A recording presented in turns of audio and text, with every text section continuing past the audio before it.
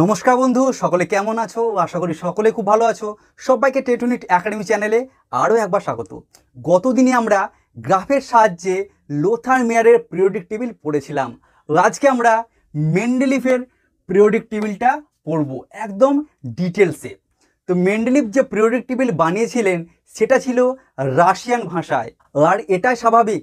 আমি যদি periodic table বানাতাম তাহলে আমি বাংলায় বানাতাম। তো ঠিক তেমনই তিনি রাশিয়ান ভাষায় প্রথম পিরিয়ডিক টেবিল বানান এবং তিনি অনুভূমিক যে সারি সেগুলির নাম দেন পর্যায়। হ্যাঁ, এগুলির নাম দেন পর্যায়। অনুভূমিক যে সারি সেই রকম 7টি পর্যায় ছিল। হ্যাঁ, 1 2 3 4 5 6 7। 1 2 3 4 5 6 7। তো এরকম আমাদের 7টি পর্যায় ছিল। হ্যাঁ, 1 2 3 4 5 6 7। আর তিনি উলম্ব বরাবর যে সারি সেগুলিকে তিনি শ্রেণী বা গ্রুপ বলেন। হ্যাঁ, তো গ্রুপ ছিল আমাদের 8টি। 1 গ্রুপ 1, এগুলোকে গ্রুপ বা শ্রেণী বলা হয়। হ্যাঁ, এই যে উলম্ব বরাবর group 1, group 2, group 3, group 4, group 5, group 6, group 7 আর গ্রুপ 8।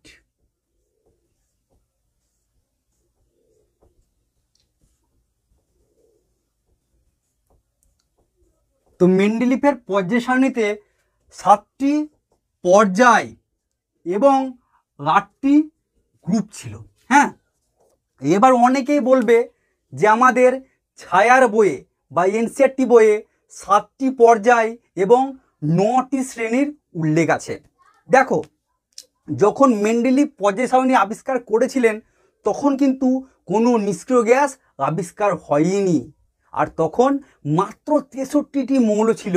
কিন্তু আমরা বইয়ে যে পর্যায় সারণী দেখছি সেখানে 0 শ্রেণী বা দেখবে সেখানে কিন্তু নিষ্ক্রিয় গ্যাসের উল্লেখ আছে।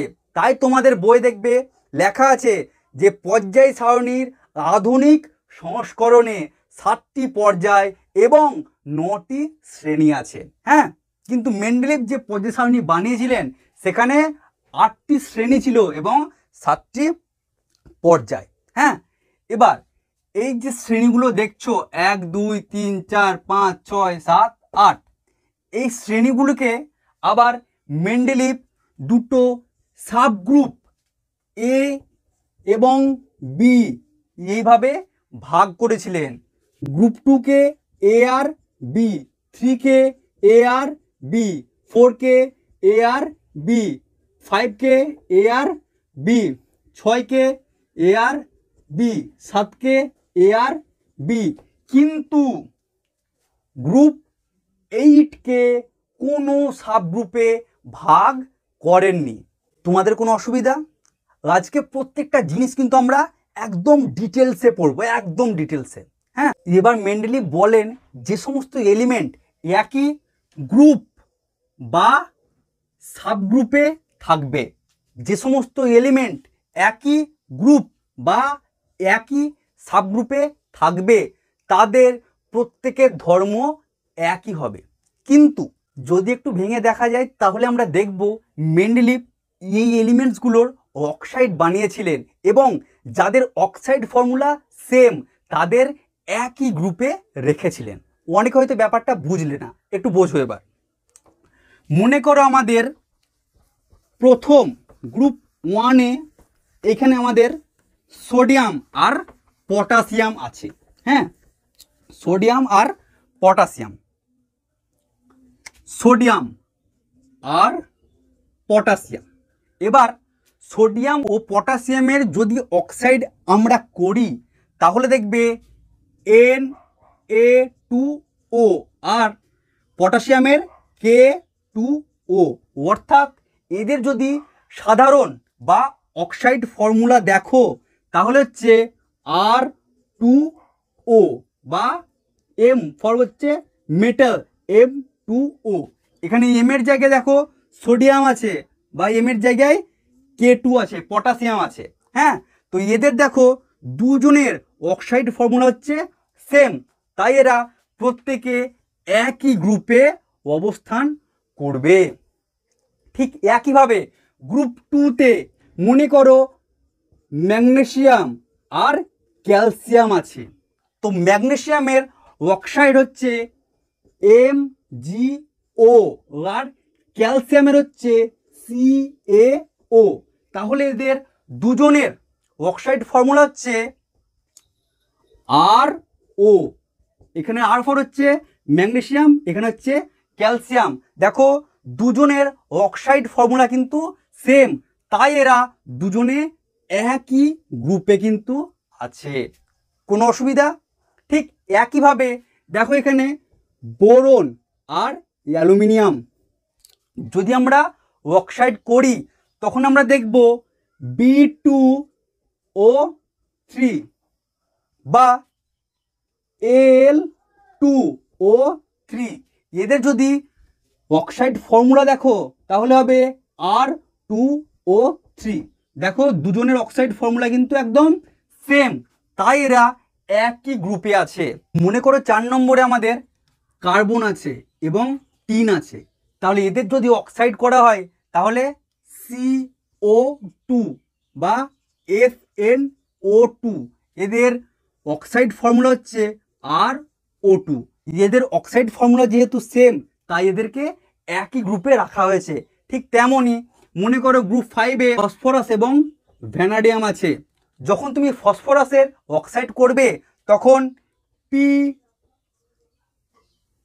P2O5 এবং ভ্যানাডিয়ামের যখন তুমি অক্সাইড করবে তখন V2O5। তো এদের যদি অক্সাইড ফর্মুলাটা দেখো তাহলে R2O5 অক্সাইড ফর্মুলা হচ্ছে সেম, আর যাদের অক্সাইড ফর্মুলা সেম তাদের একই শ্রেণীতে রাখা হয়েছে এবং এদের সমস্ত প্রপার্টিসও কিন্তু সেম। হ্যাঁ, এরপরে মনে করো সালফার আছে, তো সালফারের অক্সাইড করলে SO3। তো এইরকম করে কিন্তু কন্টিনিউ চলতে থাকবে। হ্যাঁ, তাহলে মেন্ডেলিফের পর্যায় সারণী প্রথমত অ্যাটমিক ইনক্রিজিং অ্যাটমিক ওয়েটের ভিত্তিতে বাম দিক থেকে ডান দিকে গেলে বাড়বে এবং যাদের অক্সাইড ফর্মুলা সেম তারা একই গ্রুপে অবস্থান করবে। যাদের অক্সাইড ফর্মুলা, এই যে অক্সাইড ফর্মুলা এগুলো কিন্তু এনসিইআরটি বইয়ে খুব সুন্দর করে লেখা আছে। হ্যাঁ, যাদের অক্সাইড ফর্মুলা সেম তারা একই গ্রুপে থাকবে এবং তাদের প্রপার্টিজ বা ধর্ম একই হবে। কোনো অসুবিধা? যদি এগুলো বোঝার ক্ষেত্রে কোথাও অসুবিধা হয় তাহলে প্লিজ কিন্তু আমাদের বলো। মেন্ডেলিফের পর্যায় সারণীর দুটো ইম্পর্টেন্ট জিনিসের মধ্যে একটা ইম্পর্টেন্ট জিনিস হচ্ছে ইনক্রিজিং অ্যাটমিক ওয়েট। বাম দিক থেকে ডান দিকে গেলে অ্যাটমিক ওয়েট বৃদ্ধি পাবে এবং 2 নাম্বার হচ্ছে যাদের অক্সাইড ফর্মুলা সেম তারা একই গ্রুপে থাকবে এবং তাদের সমস্ত প্রপার্টিজ বা ধর্ম একই হবে। এই দুটো হচ্ছে আমাদের মেন কথা। এবার আসি আমরা মেন্ডেলিফের পর্যায় সারণীর সাফল্য। দেখো মেন্ডেলিফ যখন পর্যায় সারণী বানান তখন মাত্র 63টি মৌল আবিষ্কার হয়েছিল। আর মজার ব্যাপার হচ্ছে মেন্ডেলিফের পর্যায় সারণীতে এই 63টি মৌলই স্থান পেয়েছিল, একটা মৌল কিন্তু বাদ যায়নি। তাই তিনি প্রচণ্ড পপুলার হয়েছিলেন এবং এই 63টি মৌলকে তিনি অ্যাটমিক ওয়েটের ভিত্তিতে বাম দিক থেকে ডান দিকে ইনক্রিজিং অ্যাটমিক ওয়েট, বাম দিক থেকে ডান দিকে গেলে ইনক্রিজিং অ্যাটমিক ওয়েট মানে অ্যাটমিক ওয়েট ধীরে ধীরে বৃদ্ধি পাবে, সেই রকমভাবে পরপর সাজিয়েছিলেন। এবং তিনি বলেছিলেন যদি বাম দিক থেকে ডান দিকে যাও তাহলে ধাতুর সংখ্যা ধীরে ধীরে কমবে এবং অধাতুর সংখ্যা বাড়বে। ধাতুর সংখ্যা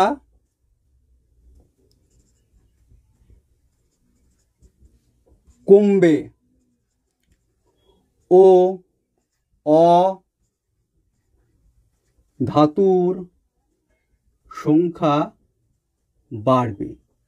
মেন্ডেলিফের সাফল্যের সেকেন্ড যে কারণ সেটা কিন্তু আরও গুরুত্বপূর্ণ, কারণ তিনি যে সমস্ত মৌল আবিষ্কার হয়নি তাদের জন্য তিনি গ্যাপ রেখে দিয়েছিলেন। কারণ মনে করো এই যে অ্যালুমিনিয়াম, এটার অ্যাটমিক ওয়েট হচ্ছে 27। তিনি দেখলেন যে অ্যালুমিনিয়ামের পরে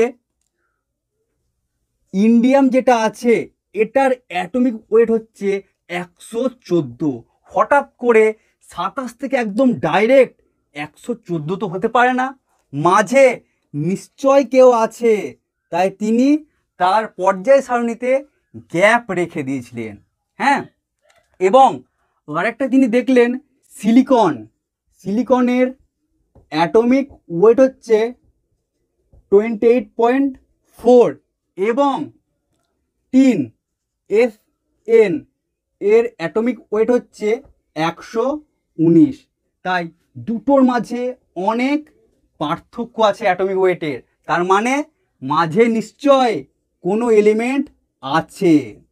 আর তিনি যখন এই গ্যাপগুলো রেখে দিলেন এবং বললেন একটা এলিমেন্ট আছে, গ্যাপের এলিমেন্টগুলোকে আবিষ্কার করার জন্য বিভিন্ন বিজ্ঞানীদের মনে নতুন করে আবিষ্কারের উৎসাহ জন্মালো।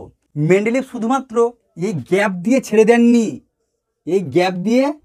দেননি, তিনি এই গ্যাপের নাম দেন একা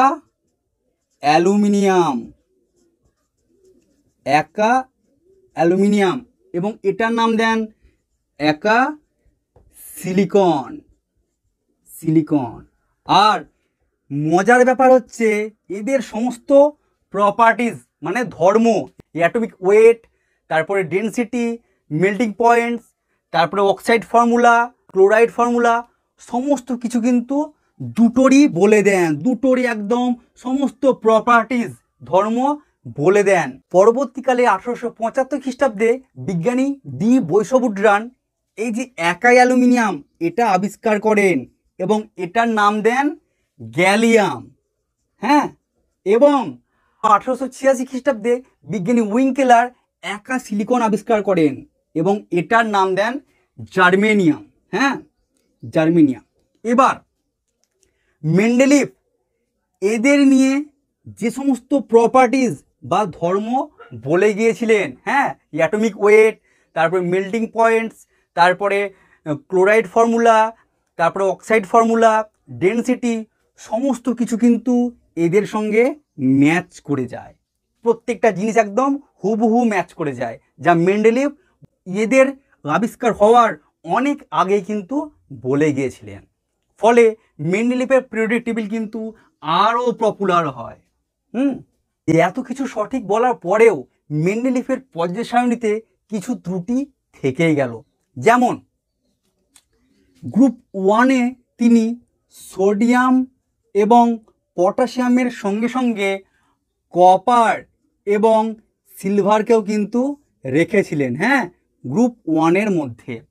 কিন্তু দেখা গেল সোডিয়াম পটাশিয়ামের সঙ্গে কপার বা সিলভারের কোনো প্রপার্টিজের বা কোনো ধর্মের কোনো মিলই নেই। সেম গ্রুপ কিন্তু এলিমেন্টগুলো পুরোপুরি আলাদা। এদের সেম গ্রুপ হওয়া সত্ত্বেও এদের ধর্মের বা প্রপার্টিজের কোনো মিলই নেই। আবার অনেকের একই ধর্ম হওয়া সত্ত্বেও তারা একই গ্রুপে স্থান পায়নি। যেমন প্লাটিনামকে গ্রুপ 8-এ রেখেছে, হ্যাঁ, আবার সোনাকে গ্রুপ 1-এ রেখেছে।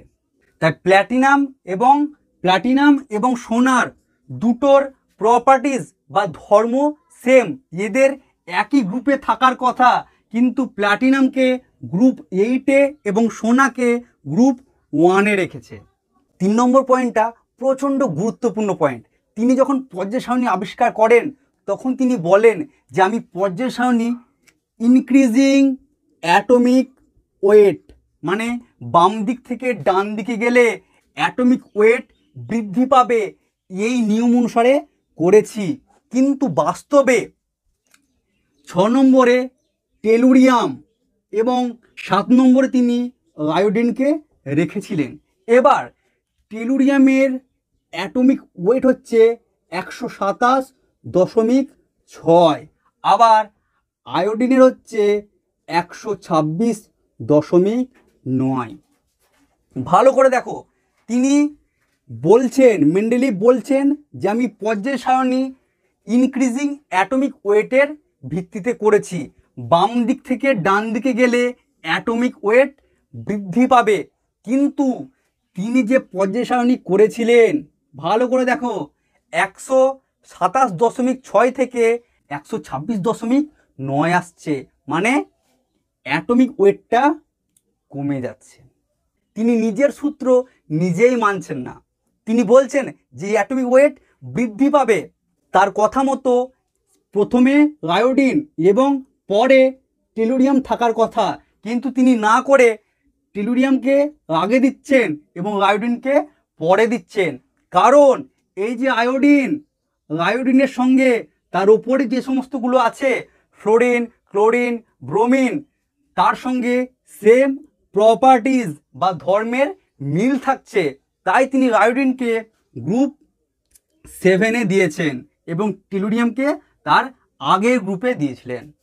হ্যাঁ, সেম প্রপার্টিজের জন্য, কেবলমাত্র সেম প্রপার্টিজের জন্য তিনি আয়োডিনকে টেলুরিয়ামের পরে দেন। হ্যাঁ, কিন্তু এখানে তার নিজের সূত্র ইনক্রিজিং অ্যাটমিক ওয়েট, অ্যাটমিক ওয়েটের বৃদ্ধির ক্রম, কিন্তু এখানে তার অ্যাটমিক ওয়েটের বৃদ্ধির ক্রম খাটছে না, শুধুমাত্র এই আয়োডিনের সেম প্রপার্টিজ করার কারণে তার এই সূত্র খাটছে না।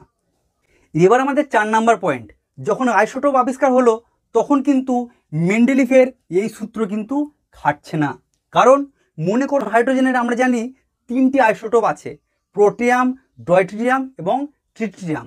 3টে আইসোটোপের জন্য 3টে স্থান দরকার, কিন্তু তিনি হাইড্রোজেনকে সেই গ্রুপ 1-এ কিন্তু রেখে দিলেন। হ্যাঁ, কোনো 3টে আলাদা আলাদা কোনো স্থান দিলেন না প্রোটিয়াম, ডয়টেরিয়াম এবং ট্রিটিয়ামের জন্য। হ্যাঁ, আর সবচেয়ে যেটা এখনও নিয়ে তর্ক হয়, এই যে হাইড্রোজেন এর অবস্থান, মেন্ডেলিভ তখনও করে যেতে পারেননি এবং এটা নিয়ে এখনও কিন্তু যুদ্ধ চলছে যে হাইড্রোজেনের সঠিক অবস্থান কোথায়, গ্রুপ 1-এ না গ্রুপ 7-এ। গ্রুপ 1 এবং গ্রুপ 7 দুটো গ্রুপের সঙ্গে কিন্তু হাইড্রোজেনের প্রচুর মিল আছে। মানুষের মনের মধ্যে তর্ক হচ্ছে যে হাইড্রোজেনের সঠিক অবস্থান কোথায়, এটা মেন্ডেলিভ বলে যেতে পারেননি এবং এটা কেউই সঠিকভাবে বলতে পারছে না। মেন্ডেলিভ বেশ কিছু ত্রুটি করলেও তিনি যোজ্যতা কিন্তু ঠিকই বলেছিলেন। তিনি বলেছিলেন গ্রুপ 1-এর যোজ্যতা 1 হবে, 2-এর 2 হবে, 3-এর যোজ্যতা 3 হবে, 4-এর যোজ্যতা 4 হবে, 5-এর যোজ্যতা 3 হবে, 6-এর 2 হবে এবং 7-এর যোজ্যতা 1 হবে এবং গ্রুপ 8-এর বিভিন্ন যোজ্যতা হতে পারে। হ্যাঁ, তো মেন্ডেলিফের পিরিয়ডিক টেবিলে একটু ত্রুটি ছিল, তো পরে যখন নিষ্ক্রিয় গ্যাস আবিষ্কার হয় তখন এই মেন্ডেলিফের পিরিয়ডিক টেবিলটাকে একটু মডিফাইড করা হয়। হ্যাঁ, আর মেন্ডেলিফ এত কিছু করেছিলেন, হয়তো নোবেল প্রাইজ পাননি, কিন্তু মেন্ডেলিফের নাম অনুসারে একটা ধাতুর নাম রাখা হয়, যেটা আমরা পরবর্তী দিনে কিন্তু আরও পড়ব সে সম্পর্কে। এই একটা কথা না বললেই নয়, আমাদের যে এনসিইআরটি বই সেখানে একটা কথা খুব সুন্দর আমার লেগেছে, the boldness of Mendeleev's quantitative predictions and their eventual success made him and his periodic table famous. Boldness of Mendeleev, মেন্ডেলিফের সাহসিকতা, এটা কিন্তু প্রচণ্ড ইম্পর্টেন্ট ভাই। জীবনে তুমি যে কাজই করো না কেন, যে ফিল্ডে যাও না কেন, সাহস কিন্তু চাই, বোল্ডনেস। আর যদি মেন্ডেলিভ এত কিছু সাহসের সঙ্গে না করতো তাহলে কিন্তু আজকে অনেক বছর পরে হয়তো পিরিয়ডিক টেবিল আবিষ্কার হতো, কিন্তু সময়টা কিন্তু আরও পিছিয়ে যেত। তাই ভাই সবাইকে বলছি সাহসী কিন্তু হতে হবে, বোল্ডনেস প্রত্যেকটা কাজে কিন্তু। হ্যাঁ, আজকের ক্লাস আমাদের এখানেই শেষ। যদি কারো কোনো জায়গায় কোনো লাইনে প্রবলেম থেকে থাকে তো প্লিজ কিন্তু আমাদের জানাও। ক্লাসটি যদি তোমাদের ভালো লাগে তাহলে একটু সবার সঙ্গে শেয়ার করো, আর যারা এখনো চ্যানেলটি সাবস্ক্রাইব করোনি প্লিজ চ্যানেলটা সাবস্ক্রাইব করো। সকলে খুব ভালো থেকো, আর এখন ভিডিও দেখার পর এনসিইআরটি বই পড়তে কিন্তু একদম ভুলো না। Bye bye, tata.